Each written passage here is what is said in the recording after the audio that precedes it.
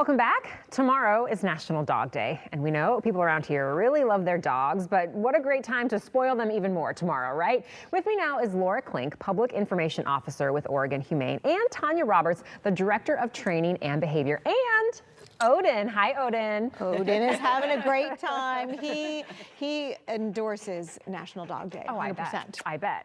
Okay, what is one of the most important things a person can do to strengthen their relationship with their dog? So at Oregon Humane, we are all about this special connection that we have with our pets. And so for National Dog Day, we're really talking about this connection that we have with our dogs. And dogs bring so much to our lives. And I do think one of the most important things you can do is understand their behavior. Mm-hmm. There's times in every relationship with your dog that you might get frustrated or annoyed, but when you can really understand their behavior, it really helps strengthen that bond and gives you the tools to, just kind of work through maybe some of the rough patches. So okay. big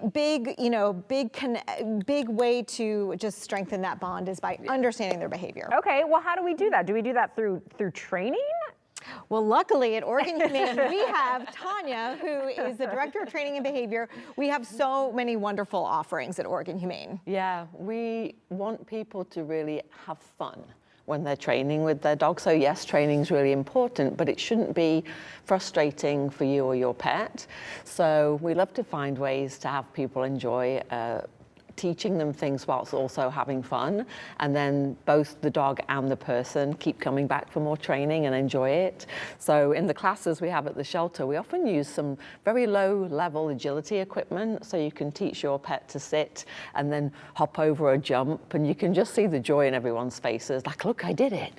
And it just, that's how we believe training should be, fun for you and your pet. I love it. What are some big mistakes, though, that people make in training and things like that? Yeah, I think some of the mistakes are having unrealistic expectations. So for example, Odin here is a husky, and they were bred to pull sleds very long distance. So teaching Odin to heel next to you is probably an unrealistic expectation for his ability and his natural genetic components. So for Odin, he wears a fabulous harness, and his mum just teaches him to not pull too hard, but also provides a lot of exercise for him and ways to get that natural instinct satisfied, so that then the rest of the time he can learn to relax like he's doing now. Wow, I love that. Yes, Yeah. He's very well behaved.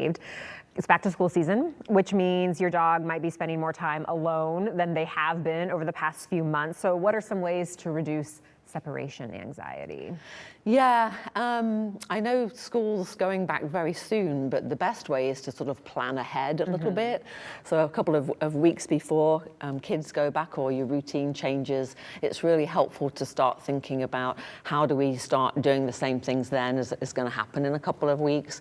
Right now, I think it depends on your dog. If you have a young dog that needs a lot of exercise, maybe you need to think about, can we have a dog walker that comes in midday? Or can we take our dog, if they're appropriate, to be in a daycare setting? If you're working from home and you want to be quiet and the kids and the rest of the family are not there to take the dog for a walk, sometimes being able to use some puzzle toys or some things that can keep the dog entertained while you're on your Zoom call.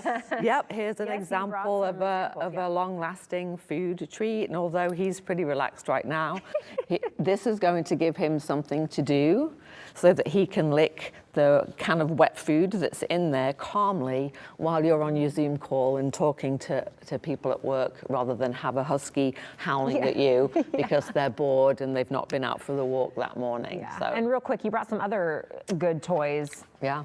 We did, and when you think about going back to school, one of the really important things too to think about is crate training your dog. And like Tanya said, starting now. And there's a lot of different ways that you can provide enrichment for your dog to keep them busy while you're gone.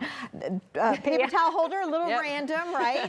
But you can actually, low budget ways to do this. You can put their food, some peanut butter and things like that in this. Nylabones are great for dogs that really like to chew and will keep them them occupied for a while. So Perfect. yeah, so many different ways to really strengthen that relationship with your dog. And like Tanya said, really making it fun is so important, and it goes a long way to really strengthening that bond with your animal. Well, how can people learn more about the classes and the resources that Oregon Humane offers?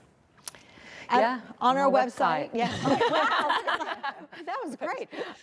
So we have a really wide variety of classes, which really, again, we want the relationship with your pet to be strong and last for a lifetime. So whether your dog struggles with pulling on leash, is shy around other dogs, is struggling with some basics, we also have one-on-one training. So if your dog is dealing with something really specific, and then the free behavior helpline. Yep. Yeah. Great. Yeah, it's right there on your Everything. screen. If you need to learn more, go there for resources. It's great to know that you offer that too. I had no idea. So thank you for coming and sharing with us today. Thank you. You're welcome. Thank you.